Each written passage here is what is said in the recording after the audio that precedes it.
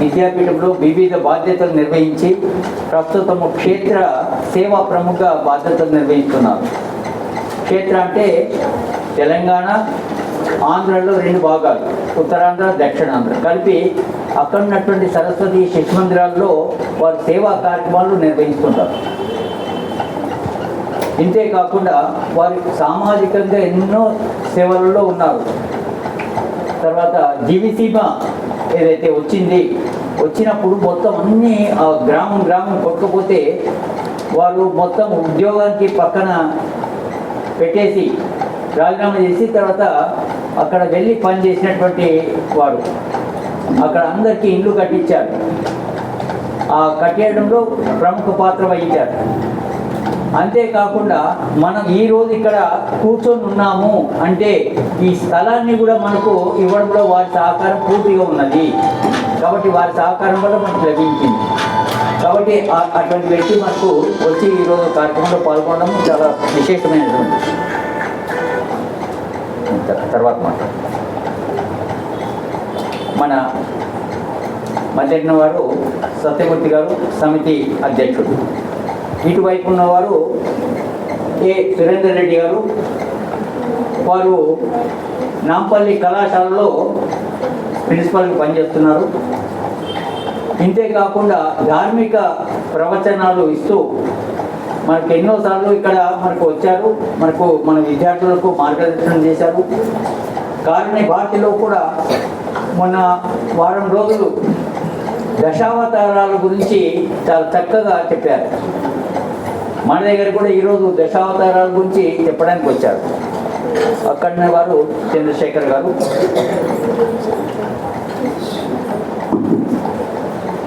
ఇప్పుడు విద్వాన్ రెడ్డి గారిని మాట్లాడవలసింది.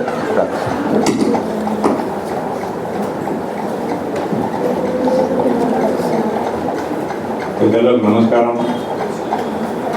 పిల్లలందరికీ ఆశీస్సులు. పిల్లలందరికీ కూడా నమస్కారం పెట్టచ్చు.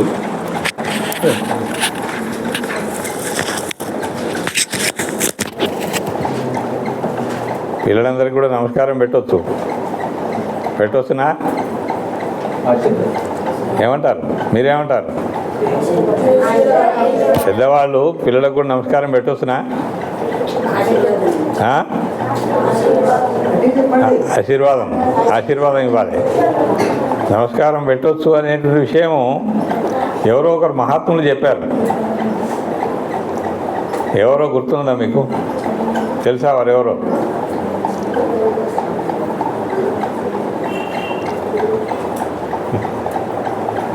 నువ్వే భగవంతుడు అనేటువంటి చెప్పినారు. పెద్దలు చిన్నలు తేడా, మహిళలు పురుషులు కాదు, అందరూ భగవంతుని అంశమే. ఎవరు చెప్పారు ఈ మాట? Very good. కాబట్టి మన లోపల ఉండేటువంటి ఆత్మ 3 ముఖ్యమైనటువంటి మన డామినేట్ చేస్తాయి మన పైన. ఒకటి, ఆత్మ పవిత్రమైంది, చైతన్యానికి స్వరూపం, ప్రపంచ చైతన్యానికి స్వరూపం, యుగ చైతన్యానికి స్వరూపం. ఆత్మ పవిత్రమైంది. మనసు ఎప్పుడు కూడా ఆత్మ తప్పు చెప్పది మన. రెండవది బుద్ధి జ్ఞానం ఎంత సంపాదించుకుంటే అంత విషయం తెలుస్తుంది మనకు. మంచి చెడుకు సంబంధించిన విశ్లేషణ తెలుస్తుంది. అటువంటి ఒక విచక్షణ జ్ఞానాన్ని మంచి జ్ఞానం కావాలి, అందరికీ 10 మందికి మంచి నేర్పాలి అనేటువంటిది బుద్ధి చేస్తుంటుంది పని. మూడవది మనస్సు చంచలమైంది. ఆత్మ, బుద్ధి, మనస్సు 3 సమానంగా ఉన్నప్పుడు అతను దేవుడైతాడు. ఇక్కడ ఎవరు బజార్లో 100 రూపాయలు పడిపోయి ఉంటుంది, ఎవరు చూస్తలేరు. బుద్ధి ఏం చెప్తుంది? అయ్యో పాపం ఎవరో పోగొట్టుకున్నారే అని చెప్తుంటుంది. మనస్సు ఏం చెప్తుంటుంది? ఎవరు చూస్తలేరా, నువ్వు తీసుకొని జబ్బులు పెట్టుకుంటుంది. అట్లా ఆత్మ మాత్రం ఇది నీది కాదు, దాన్ని ఎట్లా ఎవరికి ఒప్పచెప్పాలి అనేటువంటిది ఆలోచన చేయరు. చేసి వాళ్ళకి చేరేటువంటి ఒక మార్గం ఏమున్నదో చూడు. అది నీది కాదు అనేది స్పష్టంగా చెప్తుంటుంది. కాబట్టి మనిషి సేవ ఎవరు సేవ చేయాలి? ఈ మూడింటిని కలిపినటువంటి యొక్క పవిత్రమైన ఆలోచనతో మనిషి సేవ చేయాలి. సేవ చేయడానికి ఎవరికి అర్హత? సేవ చేసేది ఎవరు చేయాలి? ఎవరో ఒకరు నిల్చొని చెప్పండి, కూర్చొని కాదు, ఎవరో నిల్చొని సేవ ఎవరు చేయాలి చెప్పండి. ఎవరు చేయాలి? వెంకటేశ్వరరావు గారు చేయాలనా? వెంకటేశ్వరరావు గారు చేయాలనా? సత్యమూర్తి గారు చేయాలనా? లేకపోతే ఇంకెవరు చేయాలనా? ఎట్లా ఎవరు చేయాలి సేవ? నిల్చో చెప్పాయి. Very good. ఏం పేరు నీది? బాగుంది, గుడ్, మంచిది. సేవ అనేది ఒక సొత్తు కాదు. మనిషి అన్నవాడు, పశుపక్షాదులు ఇవి కూడా సేవ చేస్తుంటాయి. కానీ అన్నిటికంటే అధికారికంగా ప్రపంచంపైన ఉండేటువంటి వాళ్ళు ఎవరు అంటే మనుషులు. మనుషులు జ్ఞానం సంపాదించుకోవాలి, మంచి మనసుతో ఉండాలి. నేను ఇతరులకు ఏ విధంగా తోడ్పడతా, ఏ విధంగా సేవ చేస్తా, నేను బతకడం కాదు నా లెక్క, నేను 10 మందిని బతికిస్తా అనేటువంటి ఆలోచన నిరంతరం మన మనసులో ఉండాలి చిన్నప్పటి నుంచే. అప్పుడు ఏం చేస్తా మనము? నేను బతకడం కాదు, 10 మందిని బతికించాలంటే ఏం చేయాలి? నేను కష్టపడాలి, సాధించాలి, సంపాదించాలి, జ్ఞానం సంపాదించాలి, ధనం సంపాదించాలి, 10 మందికి మేలు చేయాలి. నా దాంట్లోకి వెళ్ళి కొంత నేను మేలు చేయాలి. నేను సంపాదించుకొని కూర్చోవడం మాత్రమే కాదు అనేటువంటి ఒక ఆలోచన చిన్నప్పటి నుంచి ఉన్నట్టయితే, ఛాయవాలా నరేంద్ర మోడీ 3 సార్లు ముఖ్యమంత్రి అన్నాడు, 3 సార్లు ప్రధానమంత్రి అయ్యాడు. ఛాయవాలా మన దగ్గరికంటే అందరికంటే కూడా బీదవాడే నరేంద్ర మోడీ గారు. ఎవరు నరేంద్ర మోడీ? ఎవరైనా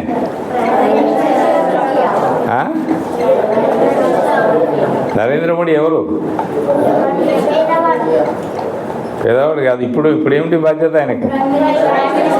ప్రైమ్ మినిస్టర్. కాబట్టి ఆయనే మొట్టమొదటి చిన్నగా ఉన్నప్పుడు ఛాయవాలా. కాబట్టి ఇందులో మరి సేవ చేయడానికి ఏమేమిటి గుణాలు ఉండాలి? ఒకటి, శరీరం దృఢంగా ఉండాలి. స్ట్రాంగ్ బాడీ ఉన్నట్టయితేనే స్ట్రాంగ్ మైండ్ ఉంటుంది, ఆ విశ్వాసం వస్తుంది.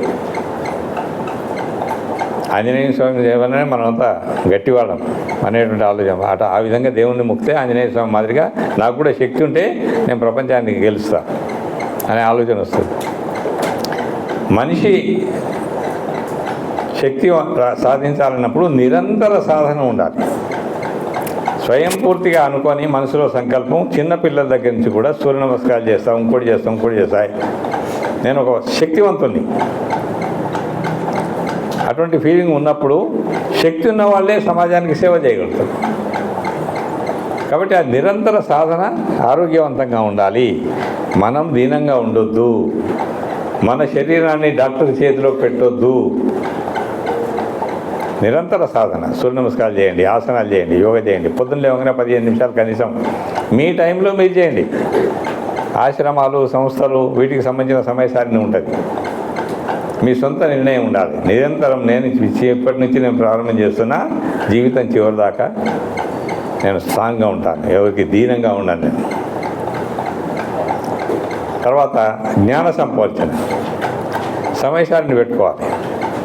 విద్యార్థులందరూ కూడా జ్ఞాన సంపాదన, పెద్ద విద్యార్థులు కాదు, 80 సంవత్సరాల ముసలి వాళ్ళు కూడా జ్ఞానాన్ని సంపాదించాల్సిందే. ప్రపంచంలో విశాలమైనటువంటి యొక్క సైంటిస్టులు ఉన్నారు, మంచి వీరులు ఉన్నారు, అనేక మంది జ్ఞానవంతులు ఉన్నారు. కాబట్టి సముపార్జన అనేటువంటి దానికి మనం ఎంత సమయం ఇవ్వగలిగితే అంత సమయాన్ని పెట్టుకోవాలి. నిరంతరం ప్రశ్నిస్తూ ఉండాలి.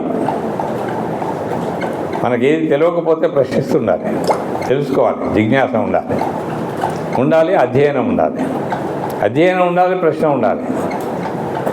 ఆచార్య పాఠం చెప్తున్నాడు అంటే తప్పనిసరిగా ఎక్కడో ఒక చోట నీకు కఠినమైనటువంటి విషయాన్ని ఆచార్యతో అడిగి తెలుసుకోవాలి. పాఠం చెప్పడం అయిపోయిన తర్వాత నా ఆచార్య నాకు ఈ సంకోచం ఉన్నది. ఎందరో ఆచార్యులను ప్రశ్నించారు ఇప్పటి వరకు. ఎవరైనా ఆచార్యులను మీరు పాఠం చదువుతుంది దాంట్లో నేను ఆచార్యతోటి ప్రశ్నించిన అనేవాళ్ళు ఎవరైనా ఉన్నారా? ఒకసారి చేయతండి. తరగతి గదిలో నేను ఆచార్యతోటి ఎప్పుడో ఒకసారి నేను తరగతి గదిలో నిల్చొని నాకు ఈ శంక ఉన్నది మాట్లాడినా నేను అనేవాళ్ళు చేయతండి ఒకసారి. ప్రశ్నించకపోతే ప్రపంచాన్ని అర్థం చేసుకోలేము. ప్రశ్నించడం అనేది మన జన్మ హక్కు.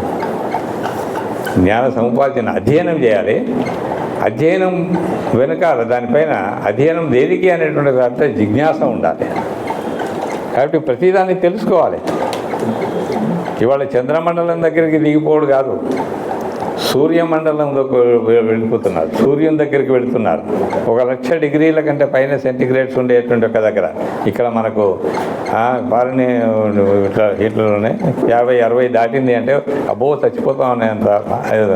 అటువంటిది ఇవాళ సూర్యుని దగ్గరికి వెళ్ళేటువంటి ఒక శకలాలు తయారవుతుంది. ఆర్టిఫిషియల్ ఇంటెలిజెన్స్ వస్తున్నది. చాలా వేగవంతంగా జనాన్ని ముంచేస్తుంది, జనాన్ని పైకి లేపుతుంది. సెల్ ఫోన్ పట్టుకున్నామంటే దాన్ని ఆటలు ఆడుతూ ఉంటే మనం ముంచేస్తుంది. అదే సెల్ ఫోన్ను జ్ఞాన సంపాదన కొరకు గూగుల్లో ఒకటి ఏ విషయం అంటే ఆ విషయం సమాధానం వస్తుంది. కాబట్టి విద్యార్థులు ఈ వేగవంతమైన సమాజంలో ఉన్నారు మీరంతా. మా జనరేషన్ అంతా చాలా కష్టపడి వచ్చినటువంటి వాళ్ళం, కానీ మీ జనరేషన్ ఇప్పుడు వేగవంతమైనటువంటి అంటాం. ముఖ్యంగా గమనించాల్సింది మనము సాధనలో కూడా శరీర సాధన ఉండాలి. జ్ఞాన సముపార్జన కొరకు సంబంధించిన దాంట్లో మనం అధ్యయనము ఎంత సమయం దొరికితే అంత సమయాన్ని జ్ఞాన సముపార్జనకు, ఒక్క పుస్తకమే టెక్స్ట్ బుక్ మాత్రమే జ్ఞానం కాదు. ప్రపంచంలో అనేక విషయాలు ఉన్నాయి, అన్ని విషయాలు తెలుసుకోవాలి నేను అనే జిజ్ఞాస ఉండాలి, దానికి కొన్ని ఆలోచన ఉండాలి, ప్రశ్నిస్తూ ఉండాలి. చివరికి నేను బతకడం కాదు నా పని, నేను 10 మందిని బతికించేటువంటి ఒక శక్తి సామర్థ్యం నా దగ్గర. ప్రతి వీరుడు కూడా, భారతదేశంలో పుట్టిన ప్రతి వ్యక్తి కూడా పూరి గుడిసెలో ఉండవచ్చు, అవ్వ కావచ్చు. నాకు ఆకలి అవుతుందని ఎవరైనా వచ్చినట్టయితే తను తినేదంటకెళ్ళి సగం తీసుకుపోయి పెట్టినటువంటి ఒక ఉదాహరణలు ఉన్నాయి దేశంలో. కాబట్టి ఆ విధమైనటువంటి ఒక ఆలోచనతో విద్యార్థుల దగ్గర నుంచే, ఇప్పటి నుంచే, చిన్నప్పటి నుంచే, పెద్ద పెద్ద వాళ్ళందరూ కూడా చిన్నప్పటి నుంచి చేసినటువంటి ఒక మంచి అలవాట్లు, మంచి పట్టుదల, మంచి సాధన, దాంతో మాత్రమే మహాత్ములు అవుతారు. కాబట్టి మనం అందరం కూడా ఒక గొప్పవాళ్ళం. ఏ స్థాయిలో అవుతాం, స్థాయిలు వేరువేరుగా ఉండొచ్చు, కానీ మంచివాళ్ళు. ఇతను ఈ సమాజం లోపల, ఈ బస్తీ లోపల మంచివాడు, ఈ నగరంలో మంచివాడు. ఆ విధమైనటువంటి ఒక స్థాయిలో నిరంతర అధ్యయనంతో మనం ముందుకు వెళ్ళినట్టయితే పెద్ద పెరిగిన తర్వాత దేశానికి, ప్రపంచానికే తలమానిగా ఉండేటువంటి ఒక స్థాయిలో ఎదగలుగుతాం. ఇవాళ భారతదేశం నుంచి విదేశాల్లో వెళ్ళినటువంటి యొక్క చోట్లలో అంతటా కూడా భారతదేశం వచ్చిండ్రు, వీళ్ళంతా మంచివాళ్ళు అని పేరు తెచ్చుకున్నారు. ఆ విధమైన స్థాయికి మీరందరూ మంచిగా ఎదగాలని సరస్వతి మాతను ప్రార్థిస్తూ నాకు ఇచ్చిన అవకాశం ఇచ్చిన పెద్దలకు నమస్కారం చెప్తూ ముగిస్తున్నాను.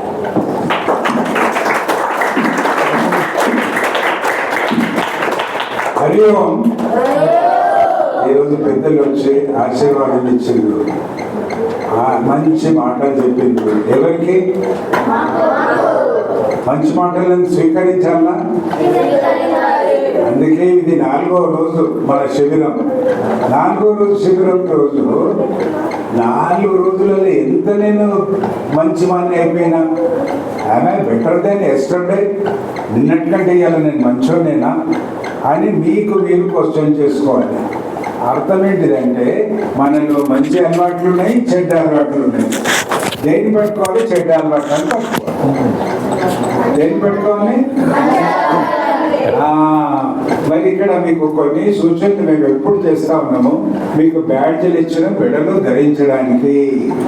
మీకు ఆవలింతలు వస్తే మొత్తము కృష్ణుడు తెరిచినట్టు తెరవద్దు, చేతులు పెట్టుకొని చేయండి. పెద్దలు చెప్పేటప్పుడు గుసగుసలు వద్దు, వాళ్ళు చెప్పింది మనం రాసుకొని మనలో మార్పు రావాలి అని ఈ శిబిరం యొక్క ఉద్దేశము. ఇప్పుడు ఏంటిదంటే తగిన కార్యక్రమం మనం సెక్రటరీ అదే ఈరోజు చక్కటి సందేశాన్ని మార్గదర్శనం చేసినందుకు విద్వాంతి గారికి ధన్యవాదాలు తెలుపుతూ మన అధ్యక్షుడు వారిని సన్మానం చేయవలసిందిగా కోరుతున్నాను.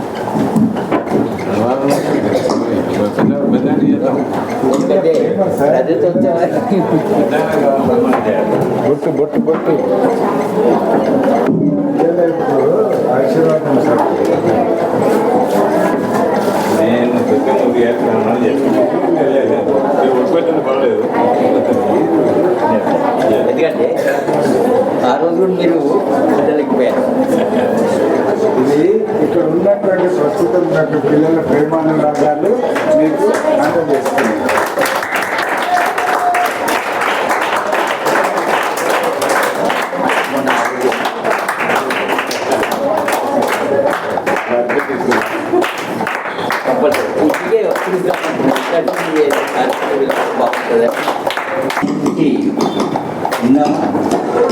ఎంతమంది వినాలనుకుంటున్నారు? దశావతారాలు ఎన్ని అందరికి తెలుసా? వాటి చరిత్ర తెలుసా?